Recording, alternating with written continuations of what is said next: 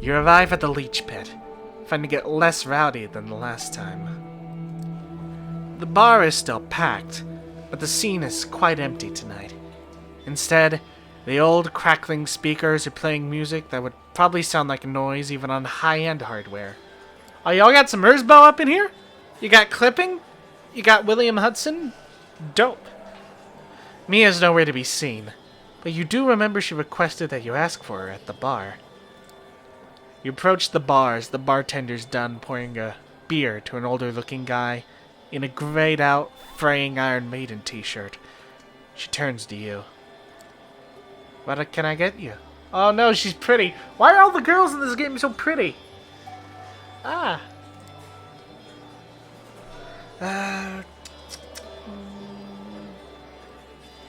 Hey, is Mia around? No, she's not in tonight. She looks you up and down, and a spark of recollections shines in her eye. Oh, yeah, that's right. She takes a well-worn book from behind the counter, some sort of YA vampire novel, and flips through it. She produces a piece of paper from between the book's pages and passes it to you. She told me you'd be interested in reading this. You find a relatively quiet corner and take a look at the note. T wants to meet you. I'll arrange it, but you need to prove you're trustworthy. Look around the leech pit for a guy named Bruce. Buff dude, sleeve tattoo on his right arm.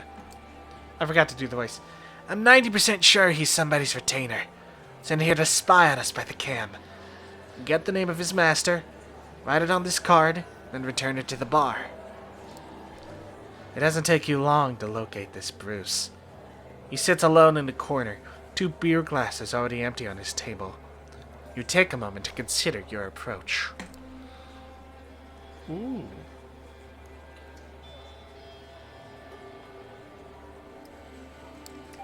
Okay, is he... I keep getting the dictionary and the chat log confused. Is he, Alright, he's Camarilla. First things first, I need to feed. You figure you have the time to feed before confronting this guy. You keep your eye on him, but look for a good opportunity in the meantime. Won't you know it? A half-passed-out patron near the toilets is almost begging for somebody's attention. You prop him up, as if to help him stand straight. His breath reeks of alcohol. You bite into his neck right above his tank top. Careful to drink just a little, and fast. You don't get to enjoy the full palate. It's the closest to a beer you've had in a while, though. The man slumps in your arms, mumbles something under his breath, and you settle him down gently near the empty kegs in the back. Somebody will come in and pick him up for sure. Temporarily sated, you turn your attention back to the task at hand. That's when you lock eyes with Bruce. Ah, fuck. He's been standing there, just meters away, and for a while, you think. He slinks away through the main area and walks outside. He knows what you are, for sure. You follow him out, expecting to have to run after him, but he's there, having a cigarette. Yeah, I had the feeling you joined me. You smoke? He pushes the lighter close to you, the flame triggering a primal fear in you that forces you to take a step back and bump into another patron who's just leaving the bar. Yeah, I didn't think so. You've been staring at me in the bar before. What do you want? I'm here on business. I want to know who you serve, and then I'll be gone. 2 words. Blow. You blow cigarette smoke straight, breathe cigarette smoke straight in your face. Me. He flicks the cigarette at you, and you flinch. It's all it takes for him to dash away, much faster than a human should be able to. He's bolting, alright. Celerity, baby! Meow! Throwing caution to the wind, you focus your blood and give chase after Bruce.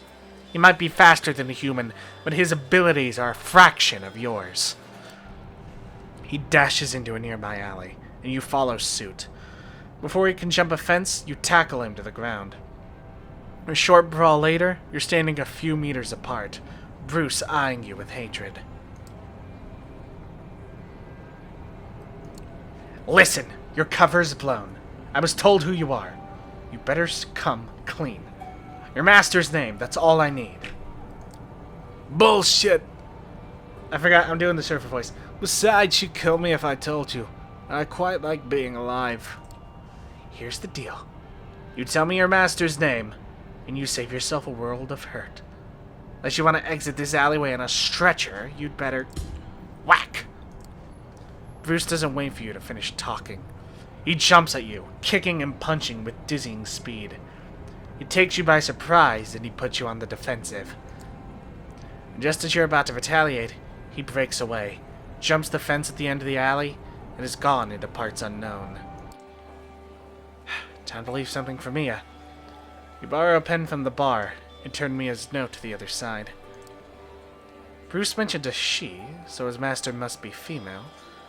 That's all you've got to go on. You figure it's better to leave anything for Mia than nothing at all, though.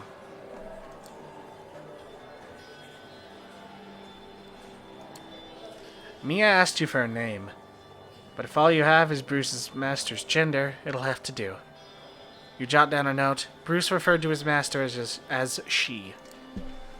You pass the piece of paper to the bartender. She sticks it back in the same book. Hold on 1 second. She wanted me to pass something on to you. She produces a cell phone from behind the counter. It's ancient, at least 15 years out of date. Oh, right, and this. An old charger for the piece of junk in your hand. He really did think about everything. She said she'll be in touch. It takes you a moment to remind yourself how to operate this thing. You find the phone is blank. There's no Wi-Fi, connectivity, and no messages left.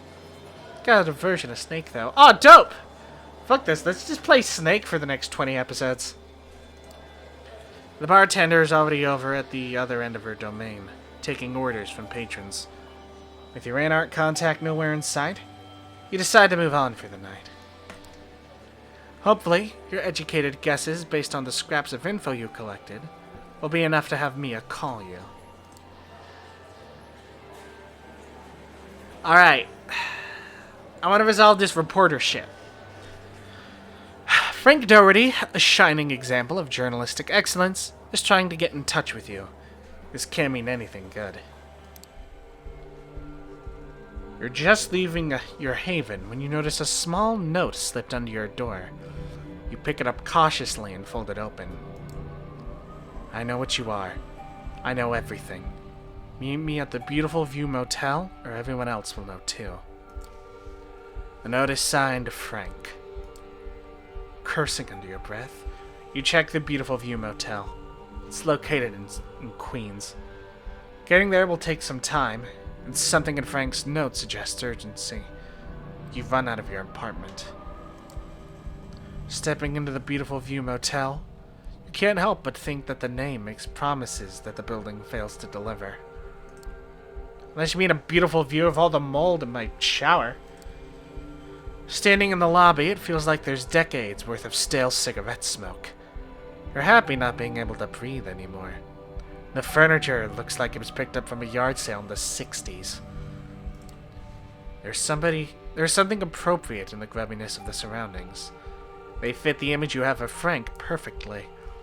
It's appropriate to find him in a place like this. You nod to the old woman manning the reception desk. She seems totally uninterested in what you're doing, her eyes glued to the small TV perched on the desk. A cop show. Walking deeper into the motel, you find a lounge that might have aspired to a kind of lavish comfort in its glory days. Now it just feels sticky, like you need to wash your clothes afterwards. Frank sits on a bar stool. There's no bartender, but Frank has a shot glass in his hand. He looks even sweatier than usual. What's up, asshole? How does it feel not to know everything? You stop and look Frank a little closer. He seems drunk. Not a good sign. Despite everything, in your earlier encounters, he maintained a baseline of professionalism. Careful, little man. Push me again and I'll push you back. Fuck you. If anything happens to me, all your secrets will go out. All of them. You stop to consider what to do. You're not used to dealing with Frank in a mood like this. He seems more confident and depressed at the same time, as if he had a secret that gives him power, but also brought him down. Let me pour you another, Frank. As Frank looks on, you rummage the shelves until you find a half-full bottle of cheap whiskey. You pour it into Frank's glass, and then find another shot glass for yourself. Thanks, asshole. It sounds as if Frank still wants to be angry at you, but he can't quite muster the energy anymore. Frank sounds like he has plenty more bitterness inside him, waiting to come out. Let me tell you something else. An ear-splitting sound fills the lounge, and a bright flash blinds you. For a second, an irrational panic grips your dead heart. Is this sunshine? Are you going to burn to death in a cheap motel in Queens? As your vision adjusts, something whizzes past you. There's a series of thunking sounds, something impacting the bar. Frank is lifting the shot glass, miraculously still in his hand. A massive bloodstain spreads across his shirt. Was that a flashbang? For a bizarre, incongruous moment, you stare at the thing sticking out of Frank's chest. It's a facehugger. It's a crossbow bolt. Another two lie shattered next to the bar, having missed their targets. One missed you by a hair's breadth. Turning around, you see figures dressed in black tactical gear storming into the room in eerie silence. Perhaps the flashbang damaged your ears. They drop their tactical crossbows and lift up rifles. Who comes prepared with a crossbow? Frank slumps to the floor. A wooden crossbow bolt will paralyze a vampire, but struck through a human heart, it kills. The scent of blood fills the air. Fuck it! Fight him! You're a creature of the night. These attackers can't do anything to hurt you. You will rip them apart! Do you think you can take me? The attackers shoot at you even as you shout. Bullets rip into your body, tearing your internal organs apart. You stagger for a second, before launching yourself at the man in front. You grapple him, trying to bite at his neck. To your surprise, your teeth clink into metal. He appears to be wearing some kind of special protective device on his neck. Another attacker hits you in the back with the butt of her rifle. It hurts, and something breaks. You hope it wasn't important as you stagger back, feeling your incisors with your tongue. One is broken from the force of your mangled bite. This was a very bad idea. The attackers all have identical tactical helmets. Their expressions remain invisible under the hard plastic, but you know what they'll do. Shoot you until you die. Vampire or no vampire.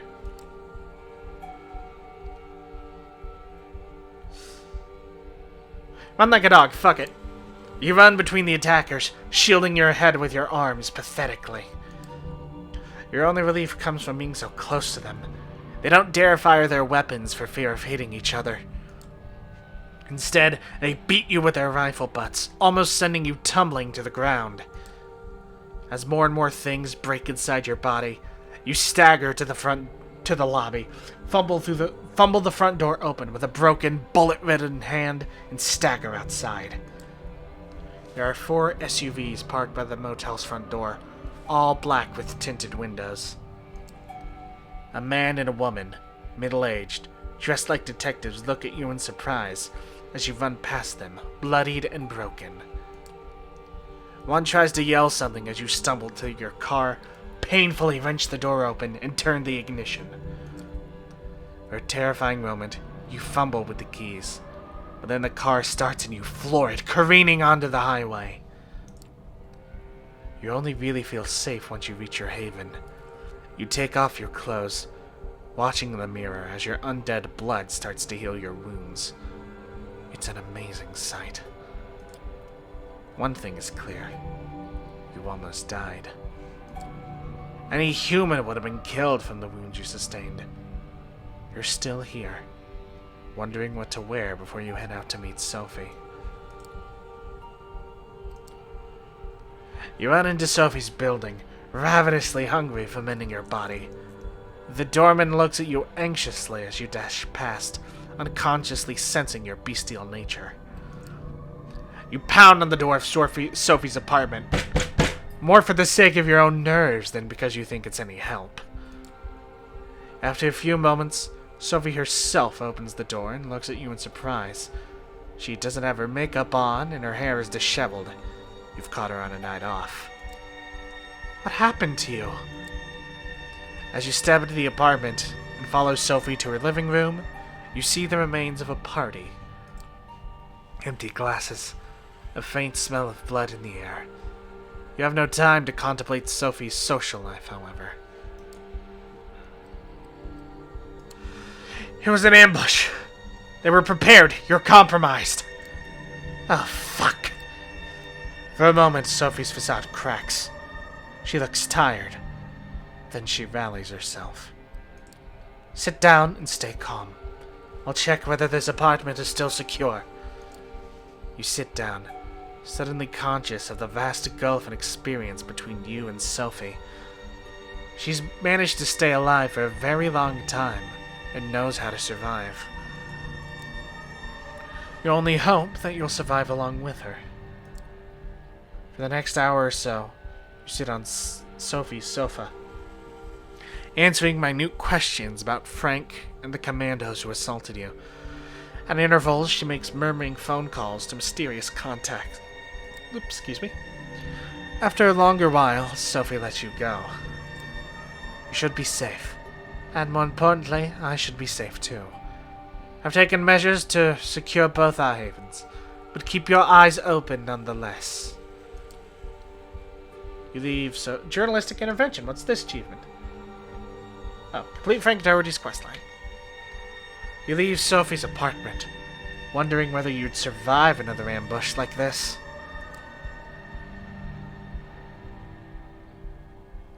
What a hell of a night. A piece of paper is sticking out of your mailbox. It's a printout from a computer, a note and a screenshot from Google Maps. It reads, "Meet me at the indicated spot tomorrow at 10 p.m. I'll pick you up and we'll take it from there." No signature. The place marked on the map is the lookout point near Pier 1, just next to the Brooklyn Bridge. You check the phone that Mia passed on to you. No new messages, no missed calls. It's all a bit fishy, but there's only one way to find out who addressed this to you. Looks like tomorrow evening has been planned out for you. The plan was to return to your haven for the day. The sun is coming up, after all. The interface changed. I don't like it. That's not what the beast has in store for you. The feeling of emptiness, the overwhelming famishment that takes hold of you cannot be denied or bargained with. The time when you could reason with your thirst is over. You don't remember how it happens exactly. When you find yourself in an alley, sucking the last drops of blood from a savage gash in a corpse's neck. You've killed somebody tonight, and did it very close to your haven. Any attempts at covering up this poor soul's death becomes secondary, when you realize that the dull glow over the city in the east is the sun coming up. You barely make it back to your haven in time. You realize your clothes are a mess, torn in places, covered in blood. Your victim's blood. Ah, fuck, I haven't been feeding in a long time. I need to feed more. Oh, I fucked it. Hopefully I'm not dead. Hopefully this isn't the end of the Mars campaign. The same instinct that decided it was time to feed the beast. You cannot let this happen again. You cannot ignore the hunger for as long as you did before tonight. Your humanity depends on it.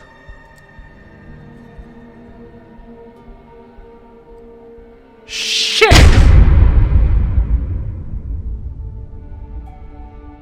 You go downstairs as early as you wake. One final check of the phone, but no news from Mia. You take the car down to Brooklyn, park on Front Street, and approach the meeting spot cautiously. A figure of about Mia's size is standing there, dressed in an oversized jacket and looking out to Manhattan. As you approach, you can hear her muttering something. It is true, but I do not think it's true. If I do not think it's true, then it cannot be true. And if it cannot be true, then... we just walked into an ambush. We just walked into a fucking ambush, didn't we? Hey, I'm meeting somebody here tonight. I don't suppose that'd be you? The woman turns around. It's not Mia. Whoever it is, you've never seen her before. She looks perfectly plain and unmemorable. Why, yes, it's me. You are meeting now. You are meeting me. I'm meeting you. Such joyous occasion. You turn around. 3 men, all of them burly and threatening, approach you. One of them takes the lead. So, you got the message. Okay, he's definitely vampire because of the eye thing. Which isn't much more reassuring. I did. What now? Now you come with us. The boss wants to meet you. CALLIHAN? That's Boss CALLIHAN to you, fuckface. I suggest you get a move on. We got places to be. The voice of the woman keeps creeping into your consciousness. The litany of gibberish ever present throughout the conversation. The man cracks his knuckles. Or we can do it the hard way. That was pathetic. Yeah. Okay, I'll go with you. Smart. They lead you down the pier and onto a motorboat. The engine starts. Put this on. He points to a cloth sack. One of the guys is holding you down. The woman is still there, whispering to herself. Somehow, you can hear her voice clearly in your head. It becomes a nagging suggestion to put the sack over your head. You don't really want to do it, but your hands go through the motion all the same. It takes 15 or so minutes to reach your destination, you think. The engine dies down, and you are led onto shore, and then further up some incline, through some overgrowth. 10 more minutes of walking, maybe, until a deep voice reaches your ears. What?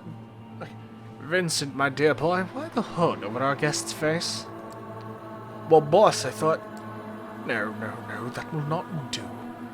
How many times do I have to repeat myself, Vincent? You don't have to think. You have to listen and do what you're told, yes? Yes, boss. Well, take that ridiculous sack off their head, will you? If this voice doesn't fit for him, I'll change it, but that's all I can think of right now. The hood comes off. The owner of the deep voice is a curious sight.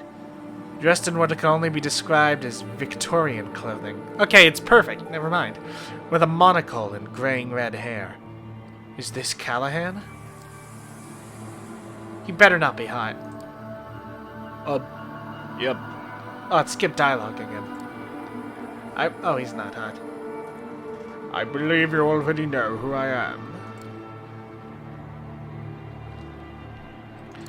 You're Boss CALLIHAN. Right you are. And I'm guessing you know my role in the city.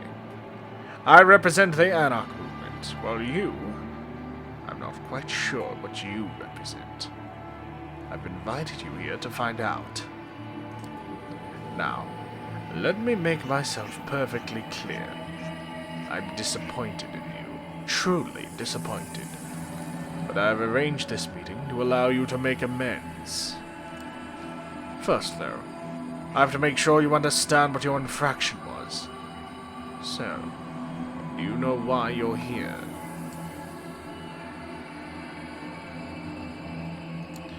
Is it because I wanted to meet with Torque? Ah, yes. You're not stupid. It's a nice change of pace. Torque is the reason you're here. Or that angry little strumpet of his, I'm told, yes? Mia. Oh, how I'd love to get my hands on her golden neck and wring it until it breaks. But see, I'm a statesman, and it's not the prudent thing to do. No, the prudent thing to do is tolerate both her and that blasted ebony-skinned mentor of hers. Oh, he's racist! God, I thought I was done with the racism when I ended the Disco Elysium Let's Play. I thought we had ended racism!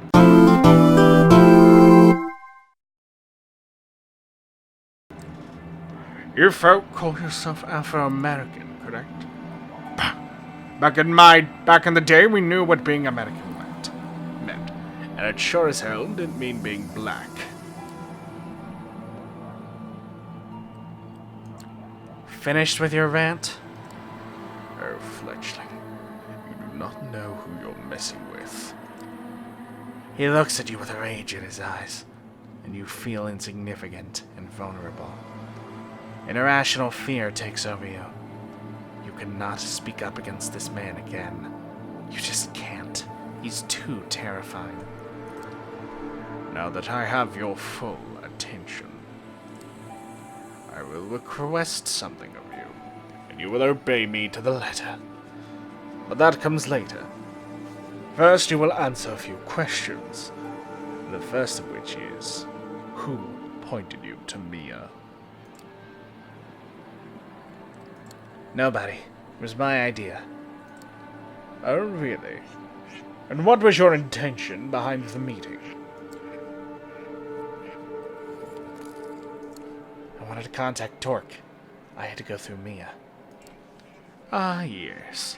The so-called veteran who loves to use petite girls to hide behind, I heard. This will check out. What did you end up discussing? I just wanted to learn about the Anarchs. I asked her about the movement. Oh, child, you should have come to me then. I am the Anarch movement in New York City, and nobody makes a secret out of it. You bet on the wrong horse, as I'm sure you'll soon learn. See, that wasn't hard now, was it? Of course, I can't be sure how much of what you told me was true, and how much of it was worth about as much as yesternight's horseshit. But I'll find out. I always do. When I do, we'll have another one of these nice talks.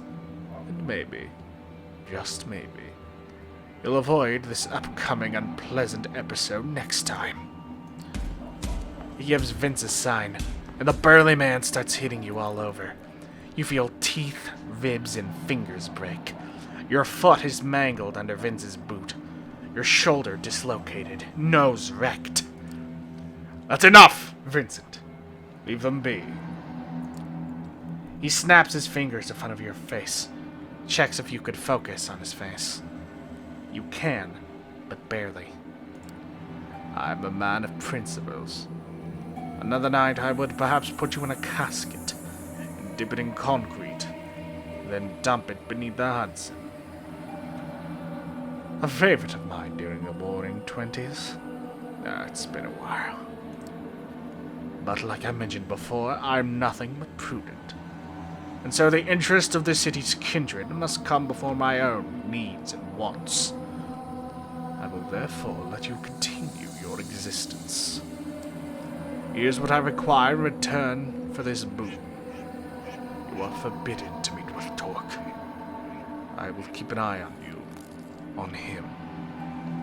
If you want a place with the Anarchs, you go through me and only me. Got it? You have to understand. What I made my associates do to you tonight was just business. We could still work out a mutually beneficial relationship. In fact, it's either that or final death. Time to go, Vincent. Take the boat back. Leave the fledgling here.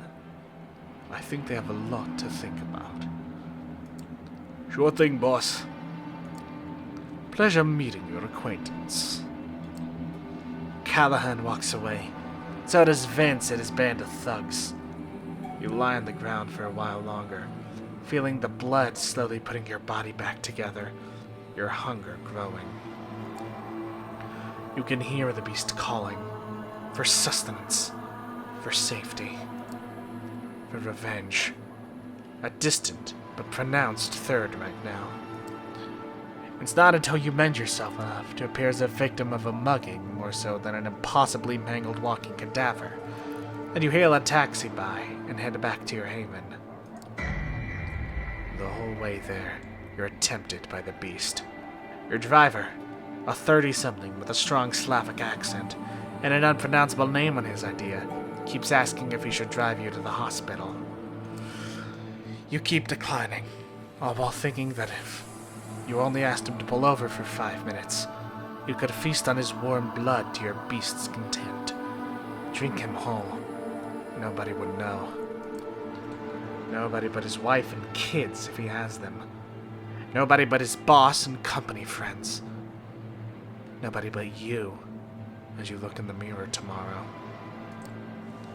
Keeping your hunger at bay was never before as difficult as it is tonight. The driver stops at your apartment building. There's nobody around. You can do it. Do it. Now. Now!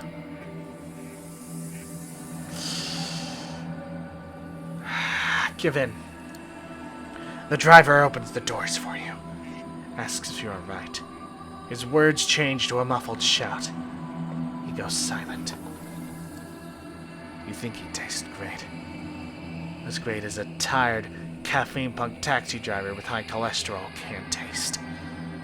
Warm blood pumps down your throat and flows to your limbs, mending them. He's growing cold, but you still don't have control.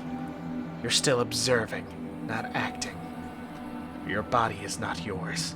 The beast is in charge. Regain control. That's enough. No, it's not! I said that's enough! It will never be enough. Enough! You break away from the man. He's dazed, but conscious. He groggily says something about feeling tired. You leave the money in the driver's seat and let him rest in the back. The familiar four walls of your haven are a blessing. The beast inside you keeps nagging. You reined it in tonight. Not a small feat given your state. You're still weak. You're still not quite mended. You need to rest. Tomorrow you will have to feed again. Tomorrow you will have to consider your next move. CALLIHAN is not the kind of man who quits. But tonight, you rest. Holy fuck.